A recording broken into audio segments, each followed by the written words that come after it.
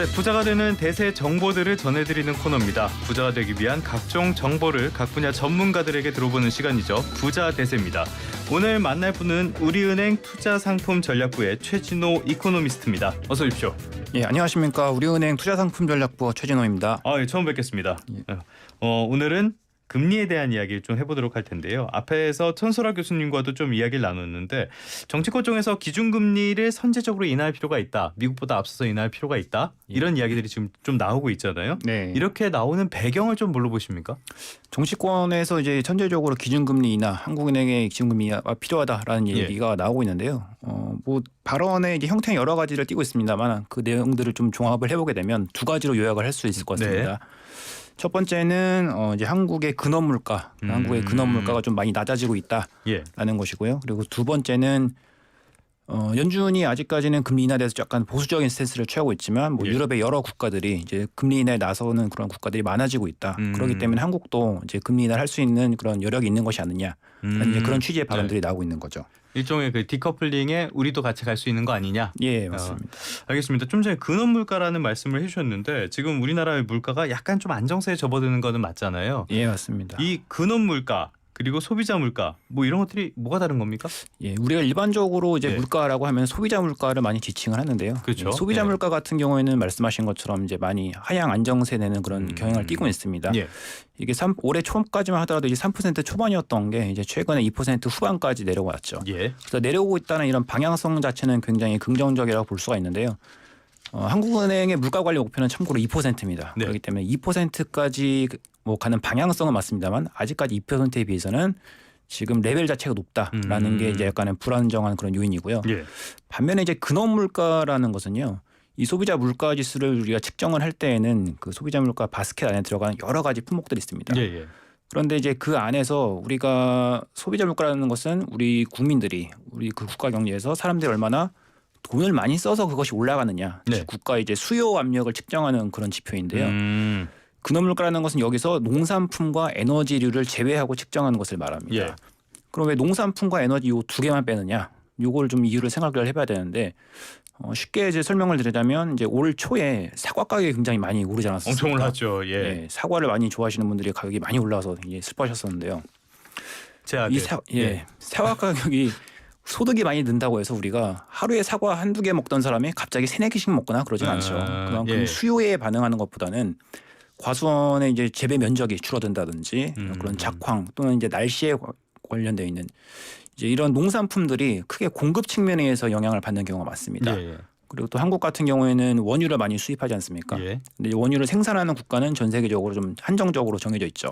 그리고 이미 그들은 이제 오펙이라고 하는 그런 기구를 만들어서 공급량도 이미 통제를 하고 있습니다.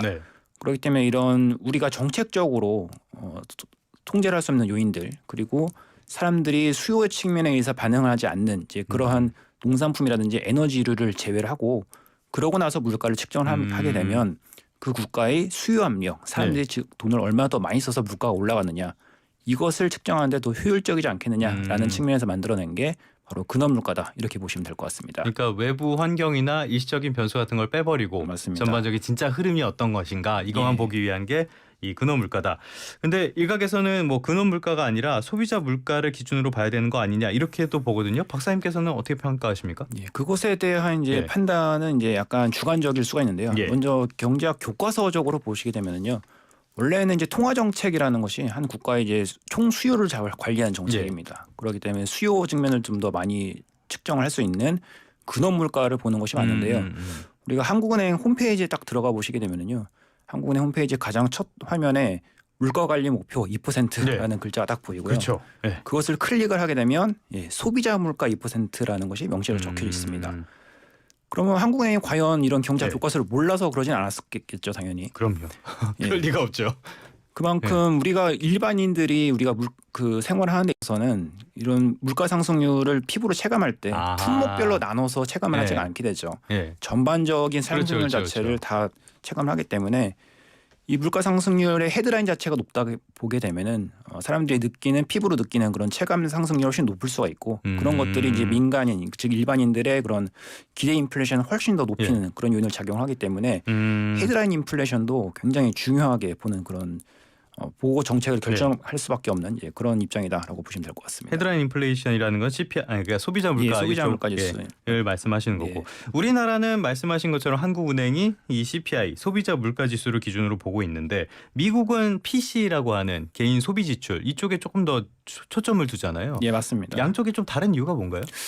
미국 같은 경우는 이제 아무래도 우리나라 경제 구조하고 약간 이제 차이점이 있다라고 보시면 될 것 같은데요. 지금 물가 상승률만 놓고 보더라도 한국은 이제 근원 물가가 헤드라인보다 더 낮은 상황입니다. 근데 미국은 반대로 근원 물가가 헤드라인보다 더 높은 상황이라는 거죠. 그래요? 이 얘기는 뭐냐면 대외 환경에 대외 여건이 지금 각 국가에 미치는 영향 자체가 다르다는 것을 의미하는 것이고요.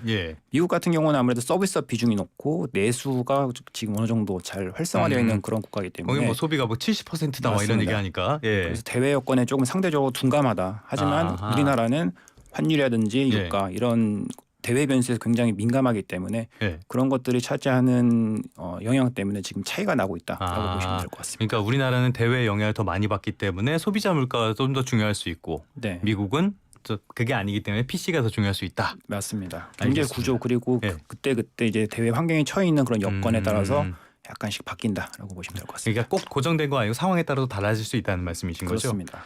알겠습니다. 그런데 어찌됐건 중앙은행이 독립돼 있다라고 얘기를 하는데 정치권에서 계속 이렇게 압박을 하는 발언들이 나온다. 그러면 좀 불편할 수밖에 없을 것 같아요. 좀 어떻게 보십니까, 박사님? 일단은 하는 총재께서는 그런 이제 정치권들의 발언이 있고 나서부터 그냥 일관되게 원론적인 메시지를 전달하고 계신 것 같습니다. 일단 한은의 금리 결정권은 법적으로 이제 부여받은 정치적으로 이제 독립성이 부여받은 상황이기 때문에 하지만 이제 여러 전문가들이 주시는 그런 의견을 뭐 귀다될 필요는 없다. 여러 의견을 주시면 그것을 고려해서 금통위원들께서 이제 잘 결정을 하면 된다라는 입장이시고요. 이것과 관련해서 이제 이번 주 목요일이죠. 27일 날 이제 국민의힘 요청을 해서 민생특위에 하는 이제 고위 관계자가 출석을 할 것으로 이제 알려졌습니다. 유상대 하는 부총재께서 아마 출석을 하셔서 기준금리하고 관련되어 있는 이제 그러한 여러 가지 현안에 대해서 답변을 하실 것 같고요. 물론 이 자리에서 뭐 앞으로 기준금리가 어떻게 될 거다라는 그런 직접적인 발언을 하시기는 좀 힘들 거라고 생각을 합니다. 하지만 다만 이제 한국은행이 현재 대외 여건을 어떻게 바라보고 있느냐라고 하는 이제 그런 한은의 기조적인 시각 이런 것들을 한번 확인할 수 있는 자리다라는 차원에서 이번 주 목요일 날 있는 이제 그러한 발언을 한번 유심히 지켜볼 필요가 있을 것 같습니다. 끝으로 짧게 하나.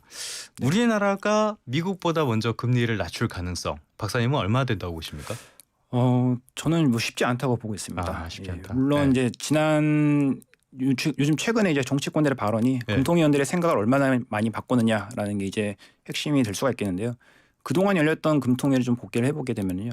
6명의 이제 금통위원들 중에 5분은 헤드라인 물가가 2%까지 낮아지는데 아직까지 불확실성이 너무 높기 때문에 조금 더 기다리자라는 입장이고요. 그리고 한 분 같은 경우에는 요즘 정치권에서 말씀하신 것처럼 근원 물가가 굉장히 낮으니까 한국의 내수 경제를 위해서 좀 선제적 인하 가능성을 열어두자라는 쪽으로 말씀하신 것 같습니다. 전반적으로 봤을 때 아직은 쉽지는 않을 것이다.